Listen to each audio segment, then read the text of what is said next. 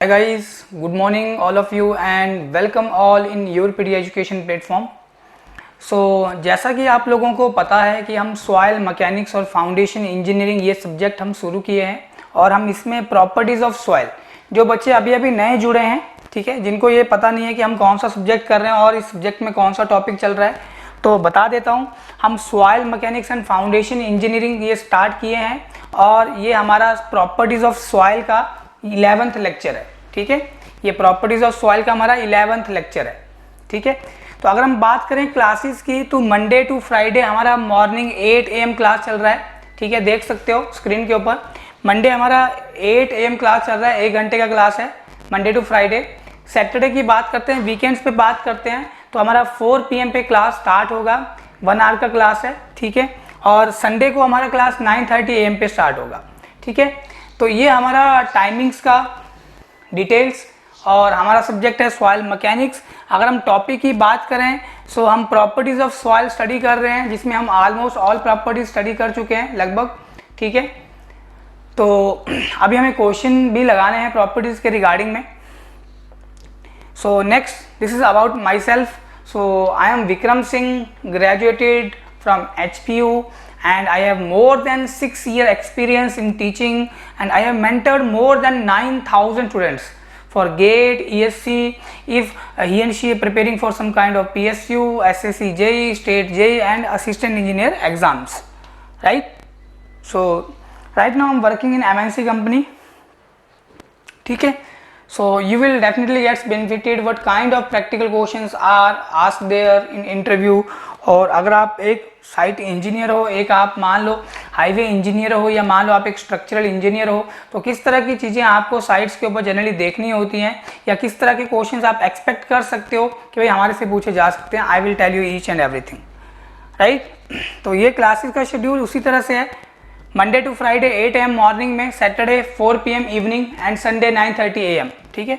अगर हम टेक्निकल की बात करें तो टेक्निकल का जो मोस्टली पार्ट होगा, me and Ruchin sir will take care of that one. अगर हम नॉन टेक पार्ट की बात करें तो नॉन टेक में आपको बेटा क्या क्या चीज़ें मिलेंगी, तो नॉन टेक पार्ट में क्वांटिटेटिव एप्टीट्यूड, इसके साथ आपको रीजनिंग भी हम मिलेंगी, general English, general awareness, general science. हाँ, इसके साथ हमने बेसिक नॉलेज ऑफ कंप्यूटर ये भी ऐड किया है, बिकॉज रिसेंटली हमने देखा कि अभी हिमाचल पब्लिक सर्विस कमीशन में कुछ बेसिक क्वेश्चंस कंप्यूटर से भी पूछ लिए गए थे, तो हमने यहाँ पे बेसिक नॉलेज ऑफ कंप्यूटर भी ऐड किया है। और ये जो आपका नॉन टेक क्लास होगा बेटा, ये मंडे टू फ्राइडे चलेगा और ये सुबह 11 बजे होगा, right. Is it okay guys? ये मंडे टू फ्राइडे चलेगा और सुबह 11 बजे से स्टार्ट होगी ये क्लास, ओके। सो अगर हम बात करें फैकल्टी की, so here is the faculty. So we have the most experienced and qualified faculty members, mentors. So just let me name, although you know very well, doctor Vijendra sir, Vishal sir, Jitendra Tyagi sir, Pradeep sir, Ruchin sir and of course me. Ruchin sir and me mostly taking care of the civil part. So हमें इसमें help करेंगे Vijendra sir और Vishal sir. जैसे fluid mechanics है जो civil और mechanical दोनों में कॉमन होता है, ठीक है। फ्लूइड मशीनरी पार्ट भी कॉमन है जनरली। अगर हम बात करें स्ट्रेंथ ऑफ मटेरियल की, तो ये भी एक कॉमन सब्जेक्ट है, तो इसमें हमारी हेल्प करेंगे विजेंद्र सर और Vishal sir, right. So we have experience faculty and Pradeep sir will take care of the non tech part. हम कौन कौन सी चीज़ें अपने कोर्स में ऑफर करेंगे ये भी हम आपको पूरा डिटेल में बताएंगे। हाँ, अगर मैं कोर्स की बात करूं तो this is the dedicated course for the state junior engineer exam, state assistant engineer exam and SSC JEE। ये हमारा एक डेडिकेटेड प्रोग्राम है जो सिर्फ और सिर्फ यही पैटर्न को फॉलो करेगा। We will not follow the ESE और गेट पैटर्न, राइट। अगर मैं बात करूं कि भाई हमारा इस मॉड्यूल का कॉस्ट कितना है, तो 1 ईयर कॉस्ट जो पहले हमारा था 11,000, हमने इसको कम करके 9,500 पे कर दिया है, as per the request of the students का ये डिमांड था कि सर आप थोड़ा अपने इस मॉड्यूल का कॉस्ट कम कीजिए, तो हमने अपने मॉड्यूल का कॉस्ट कम कर दिया है। तो जल्दी से जल्दी आप ये फ़ायदा या बेनिफिट उठा सकते हो, राइट। और ये आपका जो मॉड्यूल है ये 1 साल के लिए वैलिड है। वैलिड बोलने मतलब ये नहीं है कि सेम एग्जांपल जैसे मान लो ड्यू टू सम रीजंस अगर आपका सिलेक्शन नहीं हुआ तो आपको फिर पैनल का एक्सेस नहीं मिलेगा, मतलब आपको रिकॉर्डेड लेक्चर्स नहीं मिल पाएंगे, आपको ऑनलाइन टेस्ट सीरीज नहीं मिलेगा, ऐसा नहीं है। You will gate each and everything till your selection, ठीक है। और अगर तुम चाहते हो कि वाकई में तुम्हारी सिलेक्शन हो तो बेटा जो जो चीज़ें हम आपको बताएंगे, जिस तरह से हम आपको क्वेश्चन देंगे, आपको सारी चीज़ें सॉल्व करनी है। इससे हट के भी आपको क्वेश्चंस लगाने जो हम आपको प्रोवाइड करेंगे, राइट। जो स्टेट्स में लास्ट 10 to 15 ईयर्स के प्रीवियस क्वेश्चंस हैं वो भी हम लगवाएंगे। जैसे मान लो हिमाचल स्टेट जेई की बात करें या public service commission assistant engineer exam की बात करें तो हम लास्ट ईयर्स में जितने भी क्वेश्चंस हुए हैं, जितने भी पेपर्स हुए हैं सभी क्वेश्चन हम यहाँ पे एनालाइज करें, उनको सॉल्व करेंगे। इसके साथ पंजाब पब्लिक सर्विस कमीशन या जो जूनियर इंजीनियर का पोस्ट निकलता है चंडीगढ़ एमसी डिपार्टमेंट में असिस्टेंट इंजीनियर का, हम वो पेपर भी सॉल्व करेंगे। आफ्टर दैट हम जम्मू कश्मीर में राइट नाउ जूनियर इंजीनियर का पोस्ट निकला हुआ है, ठीक है। आप लोगों को पता होना चाहिए कि भाई कौन कौन सी वैकेंसी निकली हुई है, तो इसके लिए भी हमारा एक अलग से ही प्रोग्राम चल रहा है, अलग से ही चैनल है। आप योरपीडिया की वेबसाइट पे जाइए, you will get all the details, ठीक है। तो हमारा मॉड्यूल का जो कॉस्ट है वो है 9500। अगर आप थोड़ा सा गणित लगाओगे तो एक साल में होते हैं 12 महीने, तो इस प्रोजेक्ट में दैट इज ये जो मेरा मॉड्यूल चल रहा है इसका जो कॉस्ट है इस प्रोग्राम का वो लेस देन 800 आपको पड़ने वाला है पर मंथ, ठीक है। Is it okay?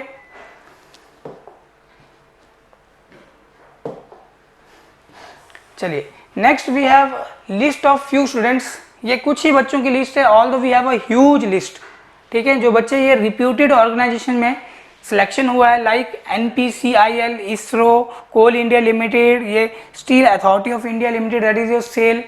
सो हमारे पास काफ़ी लंबी लिस्ट है, तो बेटा you can check on our website कि भाई जो ये लिस्ट यहाँ पे पब्लिश की गई है क्या है, वाकई में सही है कि गलत है, ठीक है। So we have the contact number of each students who got selection in the reputed IITs, NITs or any PSUs. So we have a list here, right?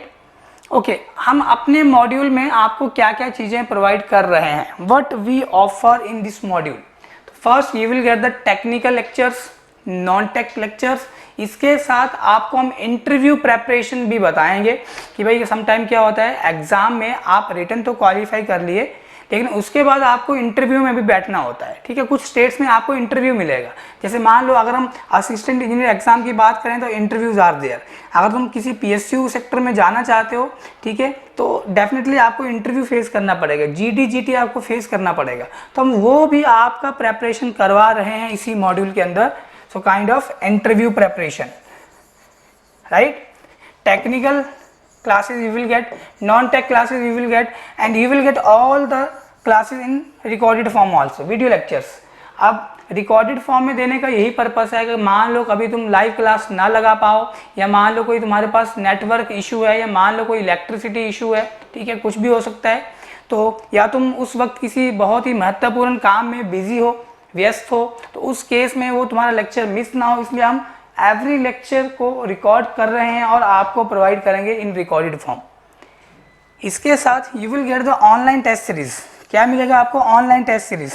तो अगेन सेइंग, अगर आप कोई पूरा एक सब्जेक्ट कंप्लीट कर लिए हो, मान लो जैसे आपने पूरा soil mechanics and foundation engineering ये कवर कर लिया, लेकिन बेटा अगर तुम उसके क्वेश्चन नहीं लगाओगे तुम्हारा प्रेपरेशन वो कंप्लीट नहीं होगा, वो अप टू मार्क नहीं है। तो क्वेश्चन लगाना बहुत ही ज़रूरी है और ऑनलाइन टेस्ट सीरीज में हम बहुत ही बेहतरीन क्वेश्चंस लेके आए हैं, ठीक है। Next we have the practice questions e book.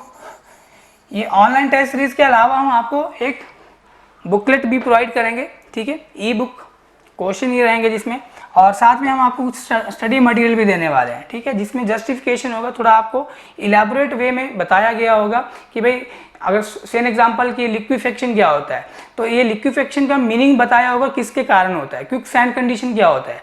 मतलब हमने इस ई मटेरियल के अंदर आपको एक तरह से सब्जेक्टिव डाटा प्रोवाइड किया है, right.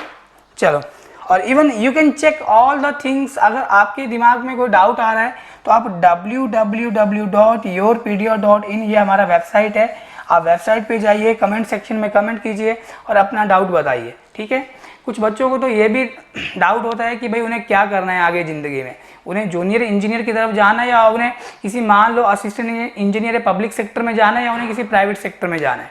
So we will provide you each and everything and we will guide you कौन सा चीज़ आपके लिए सुटेबल रहेगा। या मान लो कि अगर बच्चों को यही पता नहीं होता है भी मेरा एरिया ऑफ इंटरेस्ट क्या है, ठीक है, सो हम उनकी हेल्प करेंगे इस एरिया में।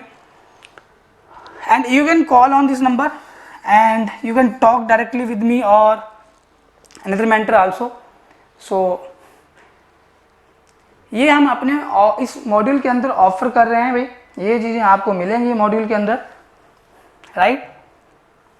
चलिए, अगर मैं कॉस्ट की बात कर लूँ, we have number of programmes और मॉड्यूल्स। सो टॉप मोस्ट पे अगर आप देखोगे एसएससी, जेई, स्टेट, एई और जेई, तो कॉस्ट हमने रखा है 9500, ठीक है। कितना कॉस्ट है? 9500। Rest we have another modules, so cost are there, ठीक है। लेकिन हमारा जो कंसर्न है वो खाली हमारा एई, जेई और एसएससी, जेई के साथ है, राइट। चलिए, तो लास्ट लेक्चर में हम स्पेसिफिक ग्रेविटी की बात कर रहे थे कि भाई अगर हमें स्पेसिफिक ग्रेविटी निकालना होता है तो हम पिक्नोमीटर यूज करते हैं, दिस वन। अगर हमें स्पेसिफिक ग्रेविटी निकालना है कोर्स ग्रेन सॉइल का तो हम पिक्नोमीटर यूज करते हैं। अगर हमें स्पेसिफिक ग्रेविटी निकालना होता है फाइन ग्रेन सॉइल का तो हम ये 50 ml डेंसिटी बॉटल यूज करते हैं। Even we can use 500 ml flask for calculation of specific gravity of coarse grain soil, right. चलिए, और इसमें स्पेसिफिक ग्रेविटी निकालने में देखो, मैंने आपको ये ड्रॉ करके भी बताए थे फिगर कि पहले केस में हमारा जो पिक्नोमीटर होता है उसमें तुम ब्रास कप भी टाइट कर देते हो और रबर वॉशर भी लगता है, तो एम्प्टी कंडीशन में जो भी उसका वेट है वो कहलाता है W1। ये फिगर नंबर 1 था, ठीक है। फिर तुमने उसमें कुछ सूखी मिट्टी डाल दी, ड्राई सॉइल है, इसका जो तुम्हें वेट मिला वो W2 है, that is along with this pycnometer. फिर उसमें तुमने कुछ पानी डाला आधा और इसको ग्लास रॉड से अच्छे से हिला दिया, फिर तुमने ब्रास कप को टाइट कर दिया और अब सारा का सारा पानी ऊपर से डाला है। Care should be taken while filling this pycnometer with water, इसमें कोई एयर बबल नहीं बनने चाहिए, ठीक है। अगर कुछ ऐसा एयर बबल बन रहा है तो आप वैक्यूम पंप यूज कर सकते हो वो एयर को बाहर निकालने के लिए, या आप इस पिक्नोमीटर को दैट इज ग्लास जार को हल्का हल्का आप गर्म कर सकते हो, जेंटल हीट, राइट। और चौथे केस में आप पिक्नोमीटर को अच्छे से साफ करोगे और अगेन इसको तुम पानी से पूरा भरोगे, इसके ऊपर brass cup with rubber washer tight करने के बाद इसका तुम वेट मेजर कर लोगे, तुम्हें कितना वेट मिल रहा है, ठीक है। तो ये हमारे पास 4 तरह की कंडीशन है। तो पिक्नोमीटर का यूज करके हमने अपनी सॉइल की स्पेसिफिक ग्रेविटी निकाली है। क्या निकाला है? Specific gravity. अब अगर मुझे सीमेंट या फाइन ग्रेन सॉइल की बात करनी है कि भाई सीमेंट का स्पेसिफिक ग्रेविटी हमें पता है, we know very well it is 3.15। So can we use this pycnometer?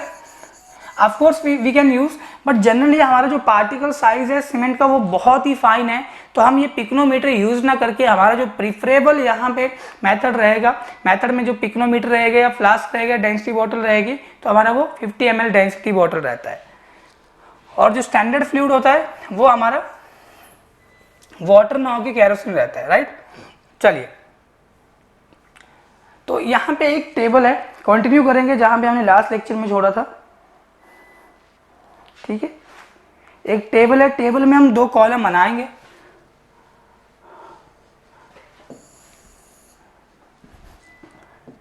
ये एक टेबल, और इस टेबल से क्वेश्चन आ चुका है बेटा, इसलिए मैं ये टेबल लेके आया हूं। So let me put A number of star on this table.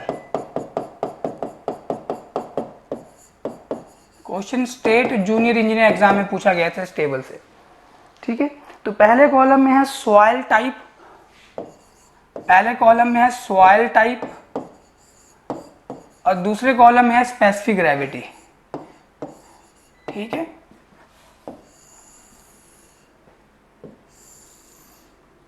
Soil type में हम सबसे पहले बात करते हैं क्लीन सैंड एंड ग्रेवल की। First we have clean sand and gravel. तो एक चीज और ध्यान रखना कि जैसे जैसे पार्टिकल साइज आपका छोटा होता जाएगा वैसे वैसे स्पेसिफिक ग्रेविटी की वैल्यू बढ़ती जाती है। जैसे जैसे सॉइल के अंदर मिनरल कंटेंट बढ़ेगा स्पेसिफिक ग्रेविटी की वैल्यू बढ़ती जाती है, राइट।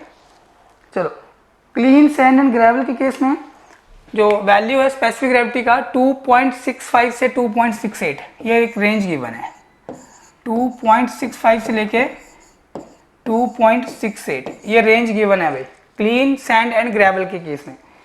नेक्स्ट, अगर हमारे पास सिल्टी सैंड एंड सिल्ट है, ठीक है, तो मैं यहां पे लिख देता हूं silt and silty sand, silt and silty sand, silt and silty sand.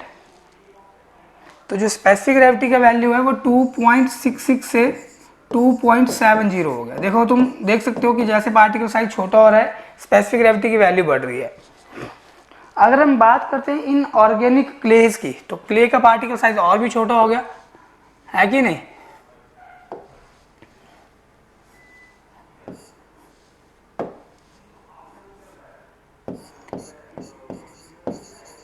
In organic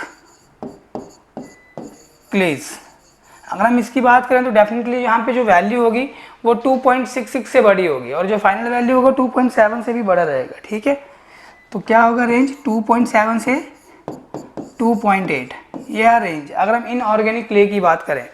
अगर हम ऑर्गेनिक सॉइल की बात करें, या soil high in mica and iron, ये भी लिख लो, soil high in mica and iron. अगर सॉइल में ये बेसिकली मिनरल्स प्रेजेंट है जो रॉक मिनरल्स कहलाते हैं। ठीक है, माइका हो गया, क्वार्ट्ज हो गया, फेल्सपार हो गया, वो रॉक मिनरल्स है। तो 2.75 से 2.75 से लेके 2.85 ये है स्पेसिफिक ग्रेविटी की रेंज। तुम देख सकते हो कि जैसे सॉइल के अंदर मिनरल्स प्रेजेंट हुए सॉइल का स्पेसिफिक ग्रेविटी बढ़ गया। अगर ऑर्गेनिक सॉइल की बात करें तो इसका जो स्पेसिफिक ग्रेविटी होता है वो कभी कांस्टेंट नहीं मिलेगा, क्वाइट वेरिएबल वैल्यू होती है। अगर मैं बात करूं ऑर्गेनिक सॉइल का तो इसका जो स्पेसिफिक ग्रेविटी है क्वाइट वेरिएबल, बहुत ज़्यादा वेरी करता है,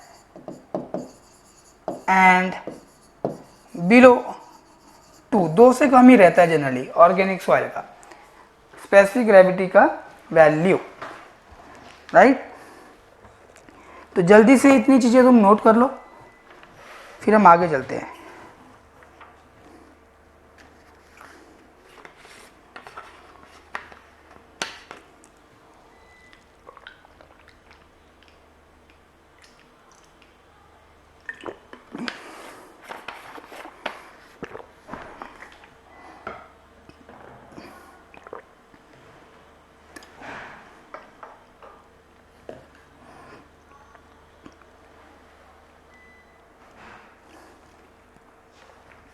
चलिए, अगर इतनी चीज़ें आप नोट कर चुके हो,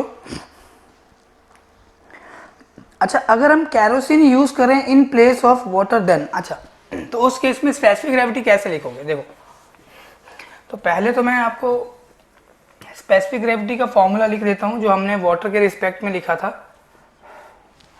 GS true specific gravity equal to, I think that was m2 minus m1 in term of mass divide में m4 minus m3 plus m2 minus m1। यही था क्या? चेक कर लेना। ठीक है, ये फॉर्मूला तो तब था जब हमने standard fluid as a water लिया है। If kerosene is used as a standard fluid then,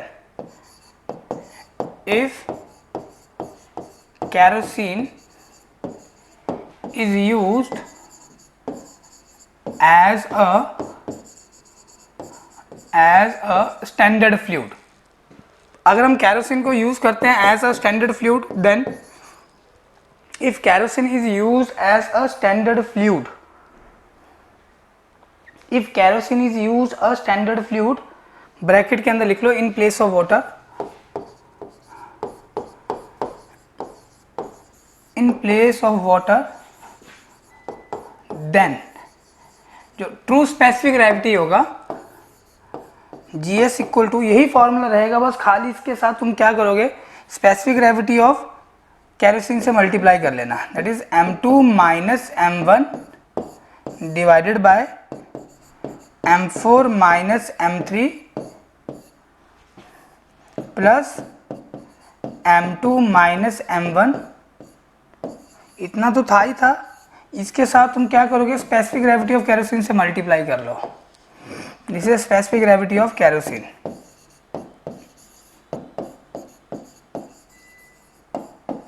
right, मेरे ख्याल से इतनी चीज़ें क्लियर हो गई होंगी। और ऑल्दो केरोसिन हल्का होता है पानी से, तो इसका जो स्पेसिफिक ग्रेविटी होता है generally it is 0.85, specific gravity का वैल्यू है। ठीक है, just for your information, not so important, बिल्कुल भी इम्पोर्टेंट नहीं है कि तुम इसे याद करो, नॉलेज के लिए बता दिया। अब हम पिक्नोमीटर की हेल्प से वाटर कंटेंट निकालेंगे। देखो अब हम पिक्नोमीटर की हेल्प से क्या निकालेंगे, वाटर कंटेंट। तो वही हमारा फ्लास्क है या पिक्नोमीटर है, ग्लास बॉटल 900 ml कैपेसिटी का। बस फर्क इतना है कि जो मेरा फिगर 2 में पहले हमने ड्राई सॉइल लिया था स्पेसिफिक ग्रेविटी डिटर्मिनेशन के केस में, ये वाला देखो,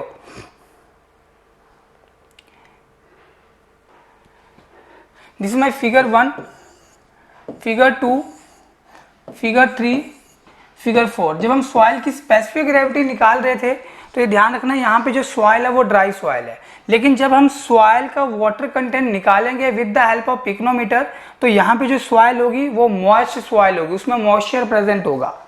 ठीक है, तो जनरली यहाँ की जो सॉइल है वो मॉइस्ट सॉइल है और 200 से 400 ग्राम हम मिट्टी लेके चलते हैं।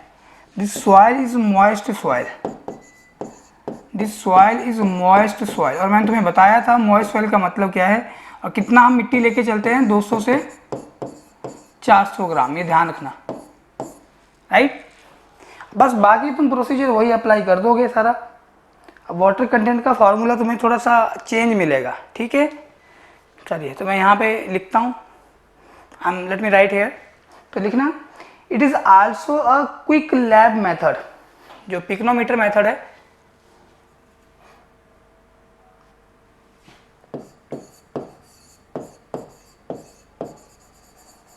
पिक्नोमीटर मेथड जो है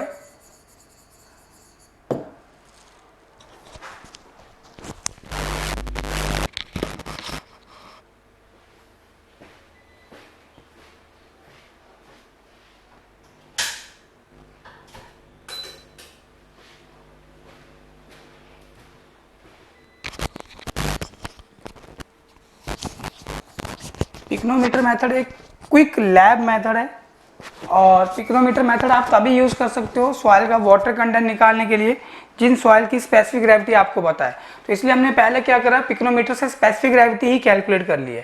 तो लिखना, pycnometer method is a quick lab method, because oven drying method में तो हमें 24 घंटे लग रहे थे, is a quick lab method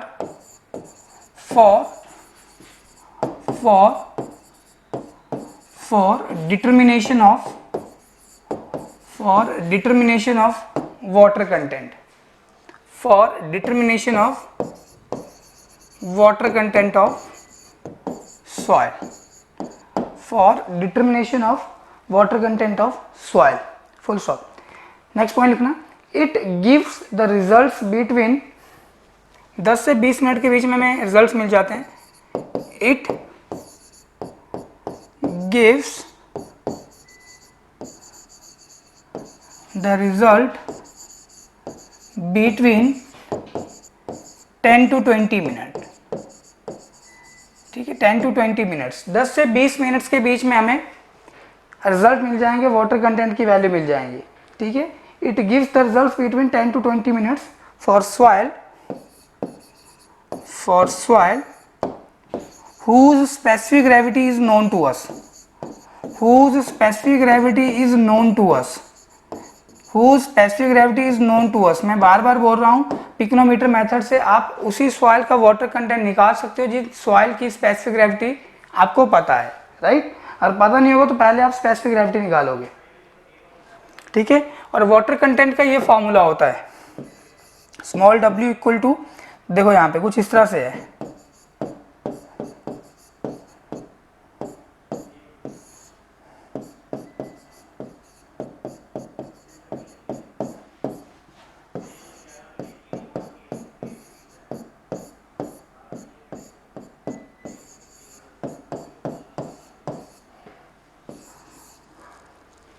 ठीक है। This is the formula for calculation of the water content with respect to the pycnometer.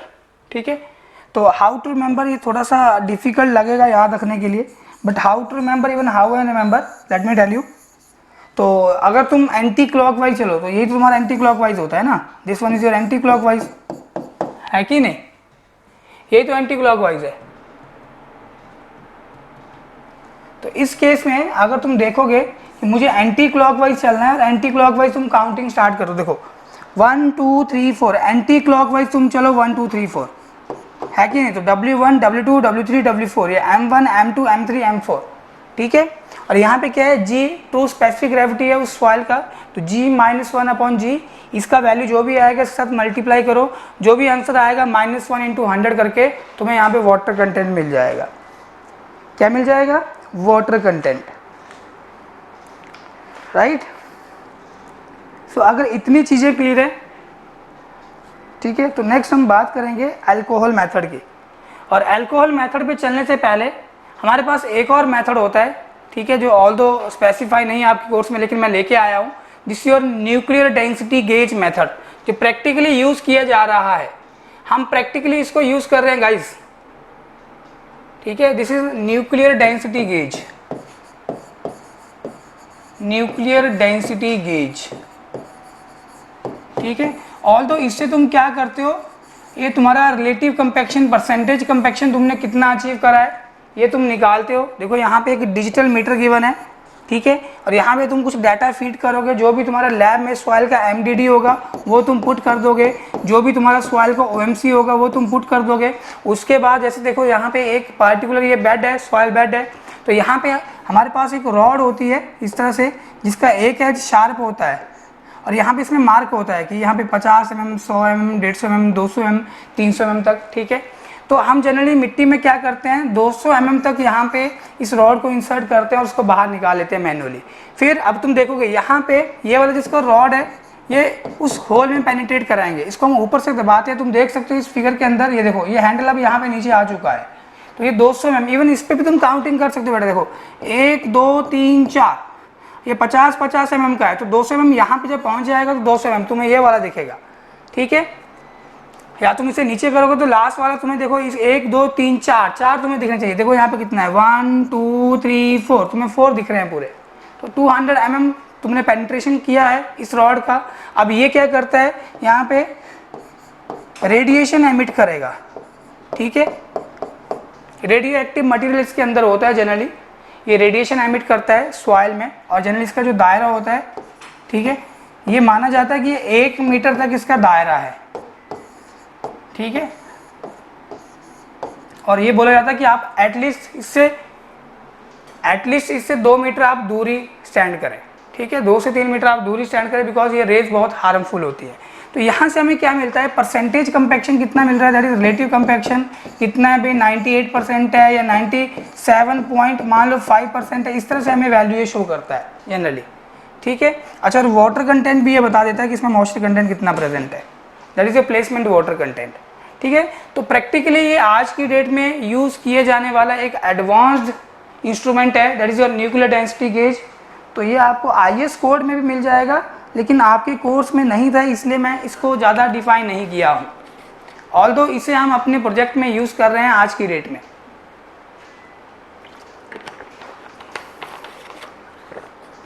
Right.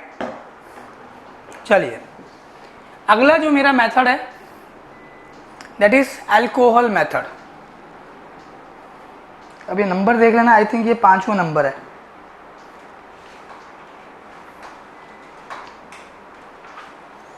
Next जो मेथड है वो है अल्कोहल मेथड।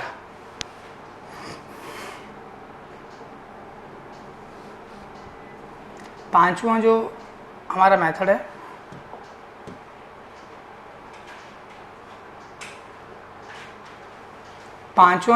हमारा वो है alcohol method. Fifth alcohol method, तो जैसे नाम ही बता रहे हैं अल्कोहल मेथड, तो हम मिथाइलेटेड स्पिरिट अल्कोहल ऐड करते हैं मिट्टी के अंदर। कंसीडर करो कि जैसे ये मेरा कोई एक सॉइल सैंपल है, मान लो हमने इसको किसी कंटेनर में डाल के रखा हुआ है मिट्टी को, ठीक है, ये मिट्टी है, चलो ऐसे कर देते हैं, ये मिट्टी है और इसमें हमने क्या करा है, ये मिथाइलेटेड स्पिरिट डाल दिया है इस तरह से, ठीक है, ये लिक्विड हमने यहाँ पे कुछ डाल दिया हुआ है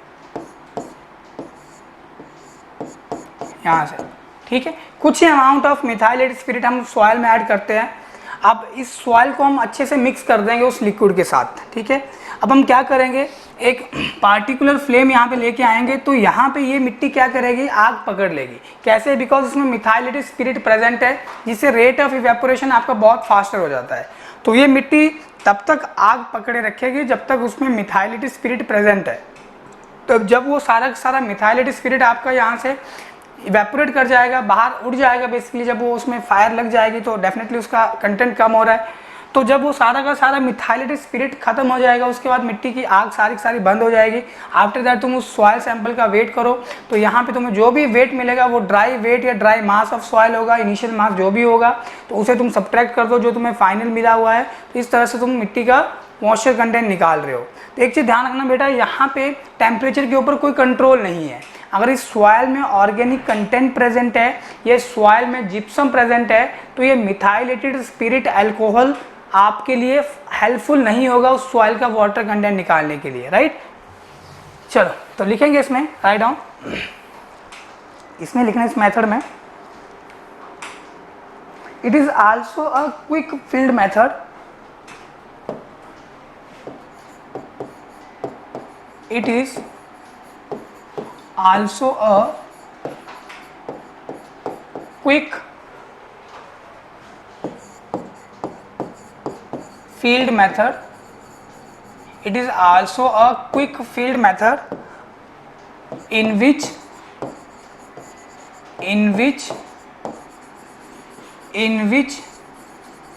methylated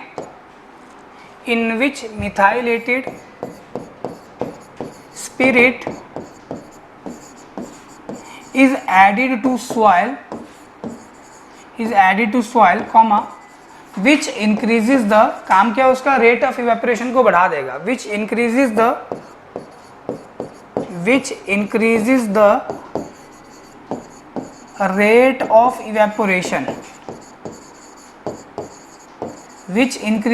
rate of evaporation, okay,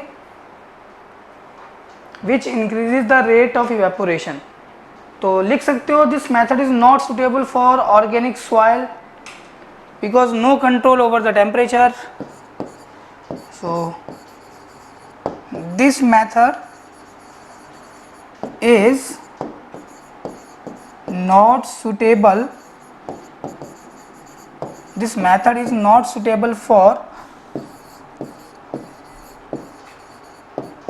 organic soils as there is no control over temperature.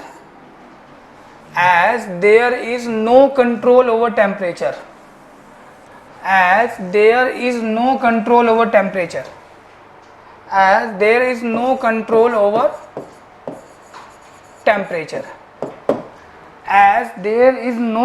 over temperature.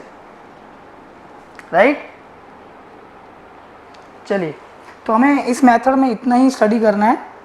Next we have, अगला जो मेथड है सिक्स्थ, रेडिएशन मेथड, ठीक है। ऑल्दो जो रेडिएशन मेथड है वो मोस्ट एक्यूरेट है बेटा, जितने भी वाटर कंटेंट डिटर्मिनेशन के मेथड अवेलेबल हैं सब में मोस्ट एक्यूरेट जो मेथड है वो रेडिएशन मेथड ही है। लेकिन ये जो रेडिएशन मेथड है ये फॉरेन कंट्रीज़ में बहुत पॉपुलर है, ठीक है। इंडिया में पॉपुलर नहीं है, काफ़ी कॉस्टली है बेसिकली। तो अगर हम बात करें इंडिया में मोस्ट एक्यूरेट मेथड कौन सा होगा वाटर कंटेंट निकालने के लिए, then answer will be the oven drying method. चलिए, तो नेक्स्ट मेथड हमारा जो है वाटर कंटेंट डिटर्मिनेशन का, that is radiation method.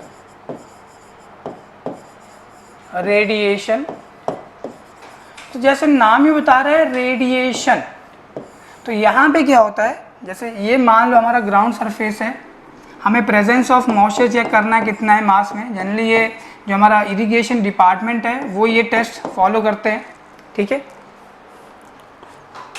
Resistivity test नाम से जाने जाते हैं इरिगेशन में। तो हम क्या करते हैं, ये हमारे पास स्टील की केसिंग है, एक केसिंग ये है और एक केसिंग ये है। दो स्टील की केसिंग है जिनको हमने ग्राउंड में इंसर्ट किया हुआ है, और एक स्टील केसिंग में हमारा यहाँ पे रेडियो एक्टिव मटीरियल प्रेजेंट होता है। ये मान लो यहाँ पे ये रेडियो एक्टिव मटीरियल है, कोबाल्ट 60 होता है जनरली, जो एग्जाम में पूछा जाता है।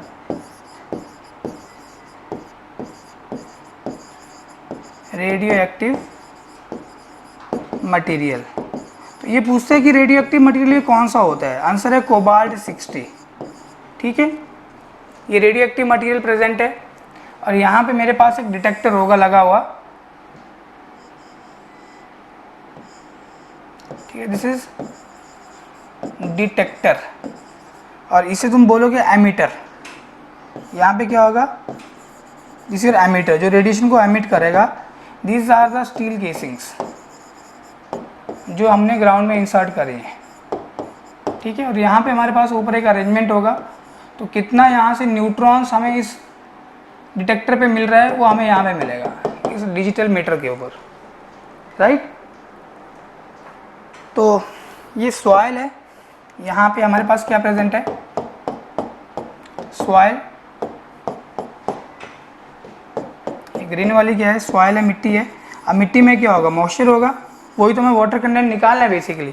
तो यहाँ से ये जो रेडियो एक्टिव मटीरियल यहाँ से जो रेडिएशन एमिट करेगा ना कुछ इस तरह से, ठीक है, तो यहाँ से ये फोटोन्स रिलीज करता है। क्या रिलीज करता है, फोटोन्स।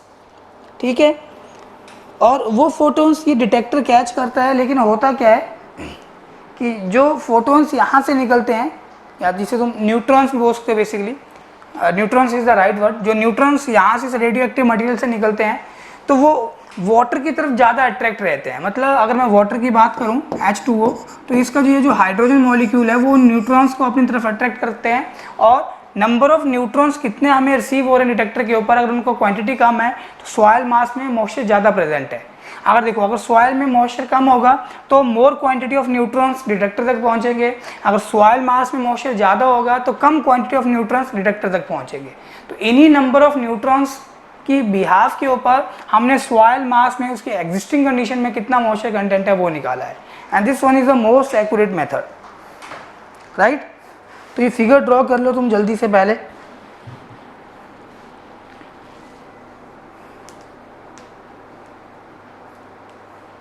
और ये मेथड हमारा फील्ड में यूज़ किया जाता है भाई, ये ध्यान रखना।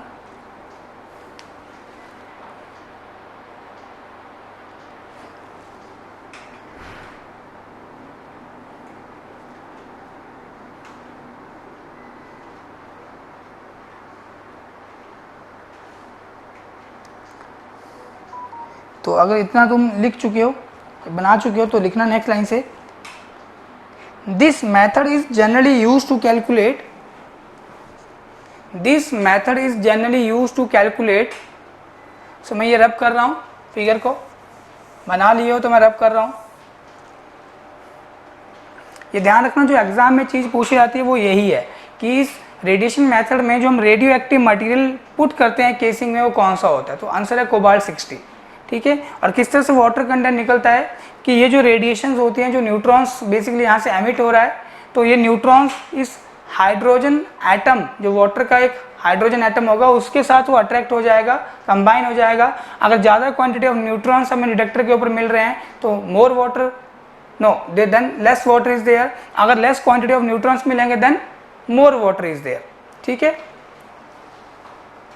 तो बस इसी के बिहाफ के ऊपर कि न्यूट्रॉन्स का क्वांटिटी कम या ज़्यादा है, हम water content present in the soil मास उसको डिफाइन कर रहे हैं।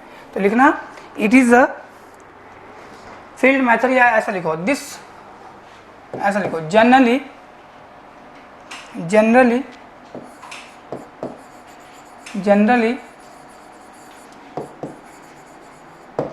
this is field method, generally this is field method to determine, generally this is field method to determine the water content of soil, generally this is the field method to determine the water content of soil। तो ये एक field पे किया जाने वाला method है भाई। ठीक है, तो हम दो स्टील केसिंग लोड कर रहे थे फिगर में, तो नेक्स्ट पॉइंट लिख लो, two steel casings are inserted into the ground, दो स्टील केसिंग हम ग्राउंड में इंसर्ट कर देंगे। Comma comma 2 steel cases are inserted into the ground, comma हटा दो, 2 steel casings are inserted into the ground where, कहाँ पे, where moisture content is to be calculated, where moisture content is to be calculated, ठीक है, जहाँ पे तुम्हें moisture content निकालना है सॉइल का, जिस पार्टिकुलर लोकेशन पे, वहाँ पे तुम ये 2 स्टील केसिंग इंसर्ट कर दोगे, ठीक है। पहली केसिंग के अंदर क्या था, रेडियो एक्टिव मटेरियल था कोबाल्ट 60, दूसरी केसिंग के अंदर क्या था, हमारा डिटेक्टर था। तो जो रेडियो एक्टिव मटेरियल है उसको हम एमिटर बोल रहे हैं, जहाँ से न्यूट्रॉन्स एमिट होंगे, तो वो हाइड्रोजन जो एटम होगा वाटर का, ठीक है, वाटर मॉलिक्यूल का हाइड्रोजन एटम है उसके साथ वो रिएक्ट करेगा, तो जितना ज़्यादा वाटर होगा उतने कम न्यूट्रॉन्स की क्वांटिटी हमें डिटेक्टर पे मिलेगी, राइट। तो लिखना radio active materials, radio active material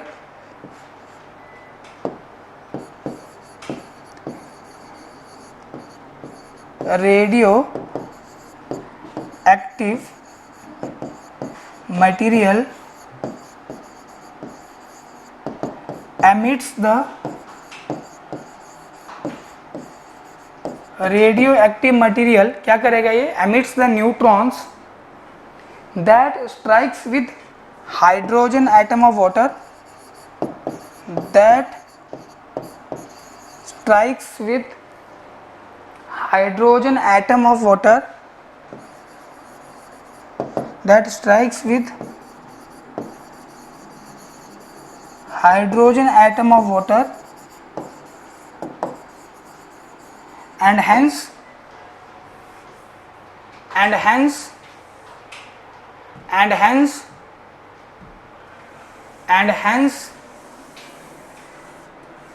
less quantity of neutrons will reach the detector, and hence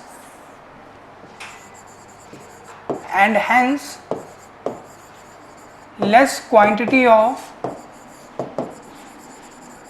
neutrons reaches the detector। तो यही न्यूट्रॉन्स की क्वांटिटी के बिहाफ के ऊपर हमने सॉइल का वाटर कंटेंट बता दिया, भाई इतना प्रेजेंट है। तो लिख लो,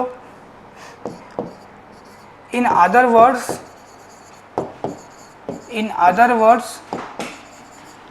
we can say क्या, more quantity of neutrons reached at detector, more quantity of neutrons reached at detector means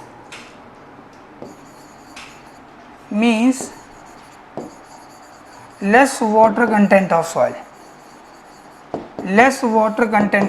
and vice versa। अगर कम क्वांटिटी ऑफ न्यूट्रॉन्स पहुंचेंगे डिटेक्टर के ऊपर तो ज़्यादा क्वांटिटी ऑफ वाटर होगा, ठीक है, less water content of soil and vice versa, okay. So I think this is okay guys. तो ये हमारा रेडिएशन मेथड भी कंप्लीट होता है, जिसमें रेडियो एक्टिव मटेरियल के ऊपर जनरली क्वेश्चन पूछा जाता है कि वो कौन सा है, और कोई ज़्यादा क्वेश्चन बनता नहीं है यहाँ से। अगला जो हमारा मेथड होगा that will be the torsion balance method, ठीक है, हमारा ये लास्ट मेथड रहेगा वाटर कंटेंट निकालने का, टॉर्शनल बैलेंस मेथड, जिसे हम नेक्स्ट लेक्चर में स्टडी करेंगे, ठीक है। तो गाइज आप जुड़े रहिए इसी तरह से, और जितना हो सके आप शेयर कीजिए, ठीक है, अपने साथियों को भी बताइए, और आपका हमें पूरा सहयोग चाहिए, ठीक है। सब्सक्राइब कीजिए हमारे चैनल को, ठीक है, बेल आइकन को भी दबाइए सो दैट आपको रिसेंट अपडेट्स मिलते रहें, ठीक है। हाँ, और एक महत्वपूर्ण जानकारी, अभी हम 18 अक्टूबर 2021 से अभी इसी मंथ हम क्या करने वाले हैं, बेसिकली ऑफलाइन क्लासेस भी हम स्टार्ट कर रहे हैं, ठीक है। तो हमारे बैचेस ऑलरेडी अनाउंस हो चुके हैं, जिसका आपको योरपीडिया के पैनल के ऊपर उसका भी डिटेल मिल जाएगा। तो ये हमारा सेंटर रन करेगा चंडीगढ़ में, ठीक है। सो आई होप गाइज आप सभी का सहयोग हमें पूरा मिलेगा। So keep watching Yourpedia education. Thank you very much.